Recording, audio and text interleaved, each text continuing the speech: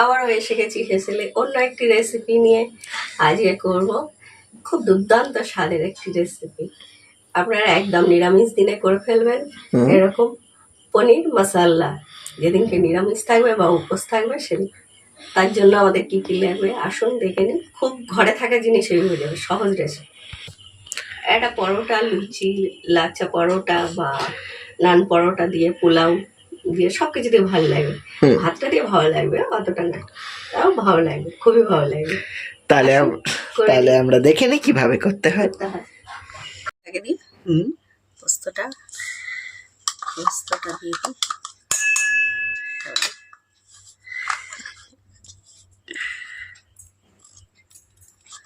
পোস্তটা আর কাঁচা লঙ্কা, 4টে কাঁচা লঙ্কা আর 1 ইঞ্চি আদা। আগে একটু পেস্ট করে নিই। এটা হাফটা পেস্ট করে নিয়েছি। এবার টমেটোটা দিয়ে একটু পেস্ট করে নিই। লঙ্কাতে ঝাল আছে, গাছের লঙ্কা তো। বলা হয়েছিল পরের রেসিপিটি আমাদের ওকে দিয়ে করে দেখানো হবে। কাজুটা দিতে ভুলে গেছি, কাজুটা দিয়ে দিলাম। দিয়ে ভুলে গেছি মানে আগে দিয়ে দিইনি, আবার দিয়ে দিলাম হালকা। তারা একটু আমাদের পেস্ট করা হয়ে গেছে, একদম সুন্দর পেস্ট হয়েছে। তাহলে আমরা চলে যাই পরবর্তী ধাপে, আপনারা দেখতে থাকুন। কিন্তু কাটতে কাটতেই কথা বলছি। 200 গ্রাম পনির নিয়েছি আজকে। একদম একটা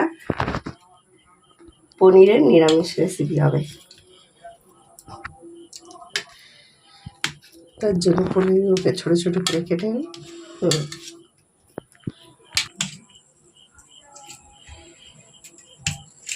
যার যেরকম মনে হবে সাইজ করে নেবেন।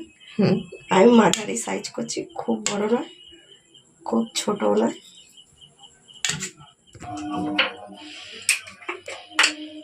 তার জন্য দিয়ে দেবো অল্প করে হলুদ।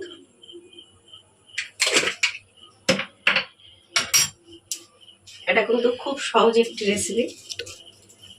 এটা কি নুন? নুন খুবই সহজ, চট করে 10 থেকে 15 মিনিট আপনার হয়ে যায়। একদম ভালো করে মাখিয়ে নিন। যখন চট জলদি থাকবে একদম।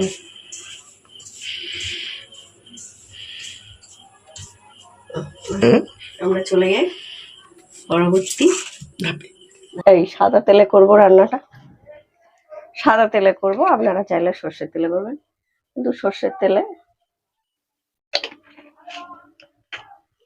আমার যেন সর্ষের তেলের গন্ধ লাগে এই রেসিপিটায়, আমি ঠিক বলতে পারবো না। একটু সাদা তেল দিয়ে দিলাম। পনিরটা দিয়ে দেবো।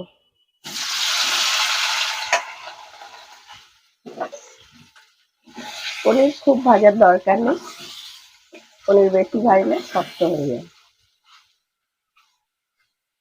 কিংবা আপনারা না ভেজেও করতে পারেন কাঁচা।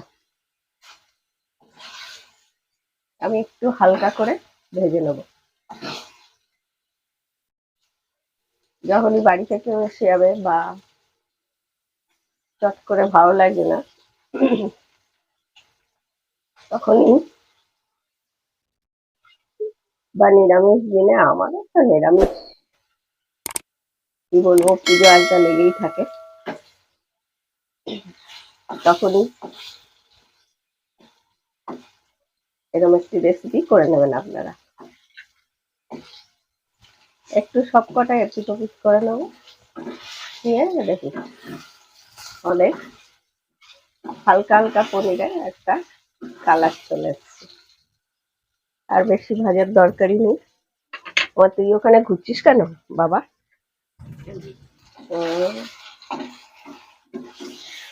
তুলে নেবো পনিরগুলো।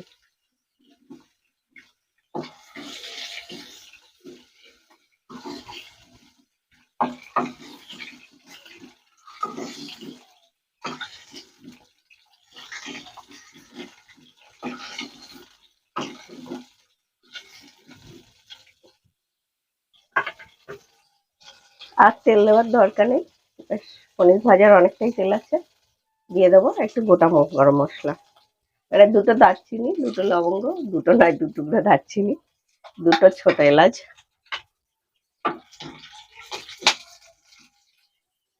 দিয়ে বেশ ছোট এলাচটা যখন গন্ধ ছাড়বে গরম মশলাটা, তখন আমরা দিয়ে দেবো যে মশলাটা আমরা পেস্ট করে রেখেছি।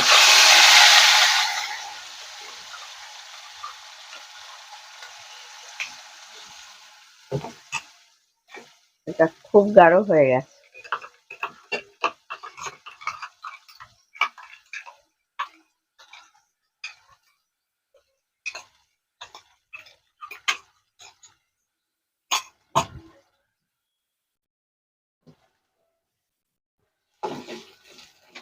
আমরা গ্যাসটা লো করে দিয়ে মশলাটা কষে নেব। দিয়ে দেবো হাফ চামচ জিরে গুঁড়ো,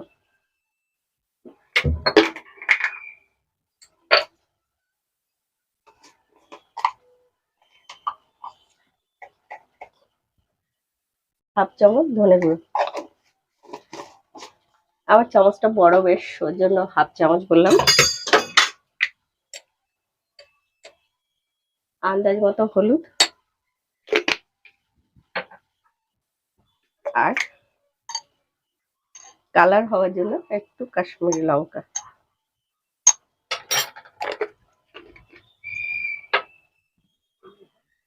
দিয়ে আমরা মশলাটা মিনিট 4-5 কষে নেবো।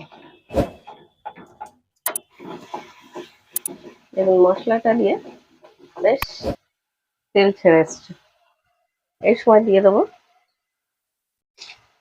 আমরা আন্দাজ মতো নুন। রেসিপিটি যারা দেখছেন দেখে ভালো লাগলে একটু লাইক করবেন, একটু কমেন্ট করবেন, শেয়ার করতে একদম ভুলবেন না। অন্যরা যারা দেখতে পায় তার সুযোগ করে দেবেন। আর যারা পেজে নতুন বন্ধুরা দেখছেন প্লিজ পেজটিকে ফলো করে দেবেন, আর যারা ইউটিউবে দেখছেন চ্যানেলটি সাবস্ক্রাইব করে দেবেন। মশলা দিয়ে খুব সুন্দর তেল ছেড়ে গেছে।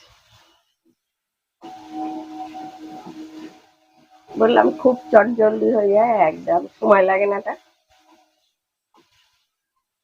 আর এটা রুটি পরোটা যেটা দিয়েই খাবেন ভালো লাগে। এবার দিয়ে দেবো জল, মানে মশলাটা কষা হয়ে গেছে দেখুন, তেল ছেড়ে দিয়েছে, মশলাও কেরম একদম ঝরঝরে মতো হয়ে গেছে।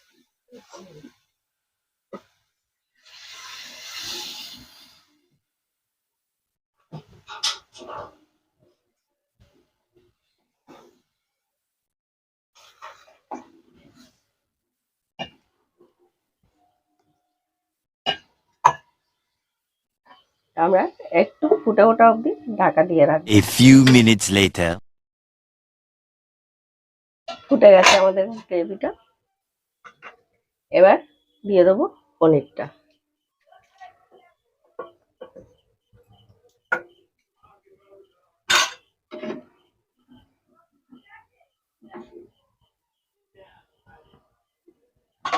পনির দিয়ে আমরা 5 থেকে 7 মিনিট একটু রান্না করে নেব।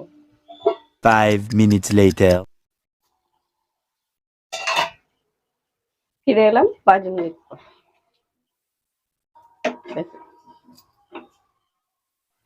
আমরা এই সময় দিয়ে দেবো একটু মিষ্টি, মিষ্টিটা অতি অবশ্যই দেবেন। এই রান্নাটায় মিষ্টিটা একটু দেবেন, যারা একদম খান না তারা দেবেন না।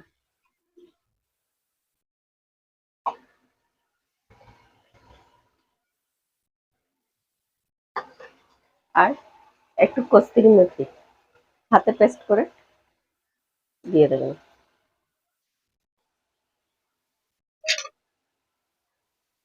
স্বাদটা বাড়াবার জন্য দিয়ে দেবো একটু মাখন।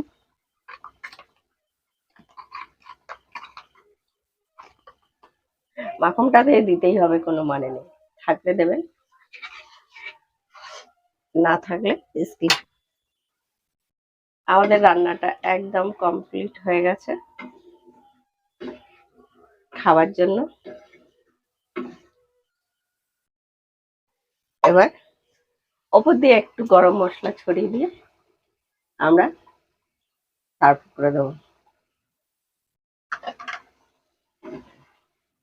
হয়ে গেছে আমাদের পনির মশলা।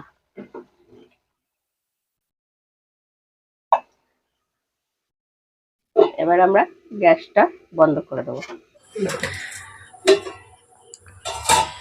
আমাদের পনির মশলা একদম রেডি।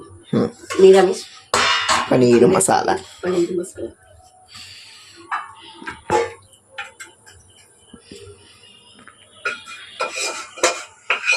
তো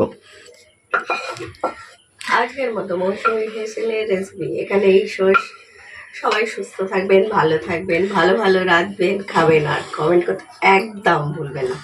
আর এরকম নিত্য নতুন রেসিপি পাওয়ার জন্য, দেখার জন্য দেখতে হবে মৌসুমীর হেসেল। তাই পেজটিকেও ফলো করে দেবেন, আর যারা ইউটিউবে দেখছেন ওটাও সাবস্ক্রাইব করে দেবেন। তাহলে আবার ফিরে আসবো অন্য কোনো দিন অন্য কোনো রেসিপি। আজকের মতো এখানেই থাক। তাহলে দেখতে থাকুন মৌসুমীর হেসেল। একদম।